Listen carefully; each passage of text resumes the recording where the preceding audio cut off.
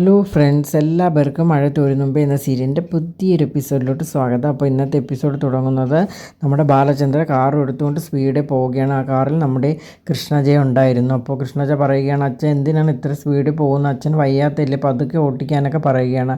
അപ്പോൾ ബാലചന്ദ്ര കൃഷ്ണജയ വഴക്ക് പറയുന്നത്, നിനക്ക് ഇവിടെ ഇറങ്ങണമെന്ന് ചോദിക്കുകയാണ്. കാറ് നിർത്തിയിട്ട് വേണ്ട അച്ഛൻ, എനിക്ക് ഇറങ്ങണ്ടെന്ന് പറയുകയാണ്.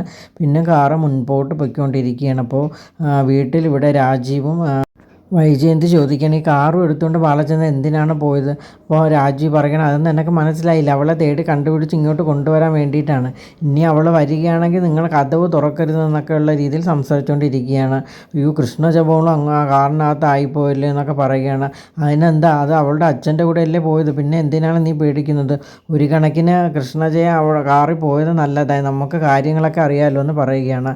എന്നിട്ട് രോഹിത്തിനോട് പറയുകയാണ്, രോഹിത്ത് നീ ബൈക്ക് എടുത്തുകൊണ്ട് എന്നിട്ട് അവിടെ കവലയിലൊക്കെ ഒന്ന് ചെന്ന് അന്വേഷിക്കാനായിട്ട് പറയുകയാണ്. ഉടൻ തന്നെ രോഹിത്ത് ഹരിശങ്കറും കൂടി ബൈക്കും എടുത്തുകൊണ്ട് പോയി കവലയിലൊക്കെ അന്വേഷിക്കുകയാണ്.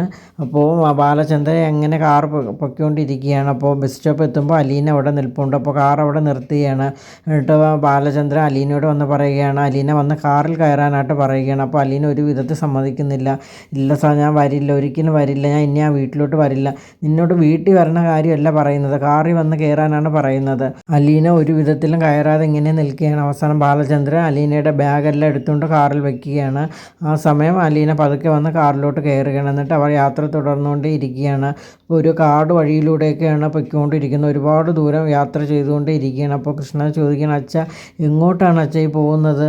എവിടെയാണെങ്കിലും ഒന്ന് പറഞ്ഞുകൂടെ എന്ന് ചോദിക്കുക. എങ്ങോട്ടായാലും എന്താ, നീ എൻ്റെ കൂടെ അല്ലേ വരുന്നത്, പിന്നെ മിണ്ടായിരിക്കുക എന്നൊക്കെ പറഞ്ഞ് കൃഷ്ണജയെ വഴക്ക് പറഞ്ഞുകൊണ്ടിരിക്കുകയാണ്. അപ്പോൾ അതൊക്കെ കഴിഞ്ഞിട്ട് വൈജയന്തിയും രാജുവൊക്കെ നിൽക്കുന്ന സമയത്ത് നമ്മുടെ രോഹിത്തും ഹരിശങ്കറും കൂടി പോയിട്ട് തിരിച്ചു വരികയാണ്. അച്ഛാ, നമ്മളെ കവലയും അങ്ങ് അറ്റം റോഡ് വരെ എല്ലാം പോയിട്ട് വന്നതാണ്. അവിടെ അലീനെ കാണാനില്ല, കാറും കാണാനില്ല. അലീന ഇപ്പോൾ എറണാകുളത്തുള്ള ബസ്സിൽ കയറി കാണും, അവളെ എപ്പോഴേ പോയി കാണുമെന്നൊക്കെ ഹരിശങ്കർ പറയുകയാണ്. ഒരു സമാധാനമായെന്നൊക്കെയുള്ള രീതിയിൽ വൈജയന്തി ഇരിക്കുകയാണ്. ബാലചന്ദ്രൻ ഇനി അവിടെ ഇവിടെ എല്ലാം റോഡിലെല്ലാം നോക്കിയിട്ട് ഇങ്ങനെ വന്നോളൂ എന്ന് വൈജയന്തിയോട് രാജീവ് പറയുകയാണ്. അപ്പോൾ ഞങ്ങൾ ഇറങ്ങട്ടെ എന്ന് പറഞ്ഞിട്ട് രാജീവും ഹരിശങ്കറും കൂടി ഇറങ്ങുകയാണ്.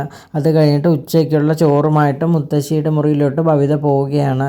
അപ്പോൾ നീ എന്തായിട്ട് ഇത്ര താമസിച്ചത്, മണി 2 എന്നൊക്കെ ചോദിക്കുകയാണ്. അപ്പോൾ ഈ കാര്യങ്ങളൊന്നും മുത്തശ്ശി അറിഞ്ഞില്ല. അലീന ഇവിടെ, അവളെ ഇങ്ങോട്ട് വിളിക്കാനായിട്ട് പറയുകയാണ്. അയ്യോ, അപ്പോൾ ഇവിടെ നടന്ന കാര്യങ്ങളൊന്നും മുത്തശ്ശി അറിഞ്ഞില്ലേ? നമ്മൾ അലീനെ എപ്പോഴേ പറഞ്ഞു വിട്ടു, അവൾ ഒരു വിധത്തിൽ പോകില്ലായിരുന്നു. അവസാനം ഡൈനിങ് റൂമിൽ നിന്ന് അവളെ വലിച്ചെടുത്ത് ഗേറ്റ് വരെ കൊണ്ടാക്കി. പിന്നെ സാധനങ്ങളെല്ലാം പിറക്കി റോഡിൽ ഇട്ട് കൊടുക്കുകയും ചെയ്തു. അതെല്ലാം പിറക്കി എടുത്തുകൊണ്ട് അവൾ എപ്പോഴേ പോയെന്ന് പറയുകയാണ്. പിന്നെ തൊട്ടുപിറകെ അച്ഛനും പോയിട്ടുണ്ട് അവളെ അന്വേഷിച്ച്, ഇതുവരെയും കണ്ടെത്താനായില്ല. അവളിപ്പോൾ എറണാകുളത്ത് എത്തി കാണുമെന്നൊക്കെ ബബിത പറയുകയാണ്. അപ്പോൾ ഇതൊക്കെ കേട്ടിട്ട് മുത്തശ്ശി വളരെ പരിഭ്രാന്തപ്പെടുകയാണ്. നിങ്ങൾ എന്താണ് ചെയ്തത്? ബാലചന്ദ്രൻ അറിയാതെ എന്തിനാണ് അവളെ പറഞ്ഞു വിട്ടത്? അച്ഛൻ അറിഞ്ഞാൽ പോകാനായിട്ട് സമ്മതിക്കുമെന്നൊക്കെ ചോദിക്കുകയാണ്. ശരി, എനിക്കൊന്നും അറിഞ്ഞൂടാ, ഇനി അവളെയും വിളിച്ചുകൊണ്ട് ബാലചന്ദ്രൻ തിരിച്ചു വന്നാൽ നിങ്ങൾ എന്ത് ചെയ്യുമെന്ന് ചോദിക്കുകയാണ്. അപ്പോൾ മുത്തശ്ശിയുടെ കരിനാക്ക് വെച്ച് ഒന്നും പറയാതിരിക്കുമെന്ന് പറഞ്ഞിട്ട് ദേഷ്യത്തിൽ ഭവിത പുറത്തോട്ട് പോവുകയാണ്. ശരി, ഇനി എന്തൊക്കെ കാണാൻ കിടക്കുന്നു എന്നുള്ള രീതിയിൽ മുത്തശ്ശി വിഷമിച്ചിരിക്കുകയാണ്. അത് കഴിഞ്ഞ് ഹരിശങ്കറും രാജുവും കൂടെ നേരെ വീട്ടിലോട്ട് തിരിച്ചു വരികയാണ്. അപ്പോൾ കമൽ അവിടെ കാത്തിരിപ്പുണ്ടായിരുന്നു. അപ്പോൾ എന്തായി നിങ്ങളെ പോയ കാര്യങ്ങളൊക്കെ നടന്നു എന്ന് ചോദിക്കുകയാണ്.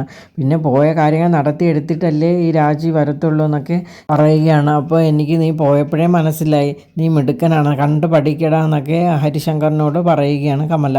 അപ്പോൾ എന്താ കാര്യങ്ങൾ എന്നോ വിശദമായിട്ട് പറയാനൊക്കെ പറയുകയാണ്. അപ്പോൾ എന്താണ് അമ്മേ പറയാനുള്ളത്? അവളെ ഡൈനിങ് റൂമിൻ്റെ അവിടെ നിന്ന് വലിച്ചെടുത്ത് റോഡിൽ കൊണ്ടിട്ട്, പിന്നെ അവളെ ബാഗുകളും വലിച്ചെറിഞ്ഞു കൊടുത്തു. പിന്നെ ആൾക്കാരൊക്കെ കൂടിയോണ്ടൊന്നും കൊടുത്തില്ല, 2 കൊടുത്തു വിടാനുള്ള എന്നൊക്കെ ഹരിശങ്കർ പറയുകയാണ്. അപ്പോൾ അങ്ങനെ നമ്മൾ കൊടുത്തു വിടാൻ പാടില്ല, നാട്ടുകാരൊക്കെ കാണത്തില്ലേ, ഇനി അവർ വല്ലാതെ വീഡിയോ എടുത്ത് സോഷ്യൽ മീഡിയ ഇട്ടാൽ നമുക്ക് പണിയാവും എന്നൊക്കെ പറയുകയാണ് രാജീവ്. അപ്പോൾ അത് കഴിഞ്ഞിട്ട് ബാലചന്ദ്ര കാറും എടുത്തുകൊണ്ട് അവളെ പിറകെ പോയിട്ടുണ്ട്. കുറേ കഴിയുമ്പോൾ ചുറ്റിത്തിരിഞ്ഞ് വരും, അവളിപ്പോൾ എപ്പോഴും എറണാകുളത്ത് എത്തിക്കാണുമെന്നൊക്കെ രാജീവ് പറയുകയാണ്. എന്നാലും ബാലചന്ദ്രൻ എന്ത് ഉദ്ദേശിച്ചാണ് കാറും എടുത്തുകൊണ്ട് പോയത്? ഇനി അവൾ തിരിച്ചു കൊണ്ടുവരുമോ? എന്തായാലും മണി ഏകദേശം 2 മണിയായില്ല, ഇനി വരാനുള്ള സാധ്യതയൊന്നുമില്ല, അവൾ എപ്പോഴും എറണാകുളത്ത് എത്തിക്കാണുമെന്നൊക്കെ രാജീവ് പറയുകയാണ്. കുറച്ച് കഴിയുമ്പോൾ ചുറ്റിത്തിരിഞ്ഞ് വരും. കൂടെ കൃഷ്ണജി ഉണ്ട് കേട്ടോ, അവൾ ചാടി പിടിച്ച് അച്ഛൻ്റെ കൂടി പോയിരിക്കുകയാണ്. അതേതായാലും നന്നായി, നമുക്ക് കാര്യങ്ങളൊക്കെ അറിയാമല്ലോ എന്ന് കമലയും പറയുകയാണ്. എന്നിട്ട് രാജീവനെ ഇങ്ങനെ ചിന്തിച്ചുകൊണ്ടിരിക്കുകയാണ്, ഇനി ബാലചന്ദ്രൻ അലീനെ കൊണ്ട് വരുമോ എന്നുള്ള രീതിയിൽ നിൽക്കുകയാണ്. അപ്പോൾ ഇതൊക്കെ കഴിഞ്ഞ ശേഷം ബാലചന്ദ്രൻ കാറുമായിട്ട് മുന്നോട്ട് പൊയ്ക്കൊണ്ടേ ഇരിക്കുകയാണ്. അങ്ങനെ ദൂരെ മൈലുകൾ താണ്ടി അവർ എത്തപ്പെട്ടിരിക്കുകയാണ്. അവർ ഒരു റിസോർട്ടിൻ്റെ മുമ്പിൽ കാർ നിർത്തുകയാണ്. എന്നിട്ട് അവിടെ ഇറങ്ങിയിട്ട് റൂമെല്ലാം ബുക്ക് ചെയ്യുകയാണ്. അപ്പോൾ റിസപ്ഷനിൽ നിന്ന് ഒരു ഫോമൊക്കെ കൊടുക്കുകയാണ്. അപ്പോൾ ഫോമൊക്കെ ഫില്ല് ചെയ്ത് കൊടുക്കുകയാണ്. അപ്പോൾ അത് കൃഷ്ണജ ഡോക്ടർ എന്ന് വെച്ചിട്ടുണ്ട്, അതുപോലെ തന്നെ അലീനെ ഡോക്ടർ എന്ന് വെക്കുകയാണ്. അപ്പോൾ കൃഷ്ണജ മോളിത് കാണുകയാണ്. അപ്പോൾ ആണോ അച്ഛനോ ചോദിക്കുകയാണ്. അതേ, നിന്നെ പോലെ തന്നെയാണ് എനിക്ക് ഇവളെന്നും പറയുകയാണ്. എന്നിട്ട് നേരെ അവർ റൂമിലോട്ട് ചെല്ലുകയാണ്. അപ്പോൾ നല്ല അതിമനോഹരമായ റിസോർട്ടായിരുന്നു അത്. ഇപ്പോൾ റൂമിലെത്തിയ ശേഷം അലീനെ വിളിച്ച് കാര്യങ്ങളൊക്കെ ബാലചന്ദ്രൻ സംസാരിക്കുകയാണ്. അപ്പോൾ നീ ഒരുപാട് വിഷമിച്ചെന്നറിയാം, അപ്പോൾ ഒരുപാട് ദുഃഖങ്ങളാണ് നിനക്ക് ഇന്നത്തെ ദിവസം കിട്ടിയിരിക്കുന്നത്. നീ അതെല്ലാം എടുത്ത് ചുരുട്ടിക്കൂട്ടി മനസ്സിൻ്റെ ഒരു കോണിൽ വെക്കുക. ഇനിയുള്ള നമ്മുടെ ലൈഫിനെ കുറിച്ച് ചിന്തിച്ച് സന്തോഷമായിട്ട് പോകാമെന്നൊക്കെ പറയുകയാണ്. അപ്പോൾ ഞാനും അതുപോലെ തന്നെയാണ്. ഇനി നമ്മൾ വിഷമിച്ചിരുന്നിട്ട് കാര്യമില്ല, എന്താണൊരു ഇതിൽ നിന്നൊക്കെ മോചനം നേടാൻ ഒരു പോം വഴി എന്നുള്ള രീതിയിൽ ചിന്തിച്ച് മുന്നോട്ട് പോകുന്നതായിരിക്കും നല്ലതെന്ന് ബാലചന്ദ്രൻ പറയുകയാണ്. അപ്പോൾ ഞാൻ ഇത്രയൊക്കെ വിഷമം സഹിച്ചു, അതിലൊരു പങ്ക് നീ വഹിച്ചിട്ടില്ലേ എന്ന് അലീനയോട് ബാലചന്ദ്രൻ ചോദിക്കുകയാണ്. അപ്പോൾ അലീന അതേ എന്നുള്ള രീതിയിൽ തലയാട്ടുകയാണ്. അപ്പോൾ ഇതൊക്കെ കേട്ടുകൊണ്ട് കൃഷ്ണജമോളും ഇങ്ങനെ ഇരിക്കുകയാണ്.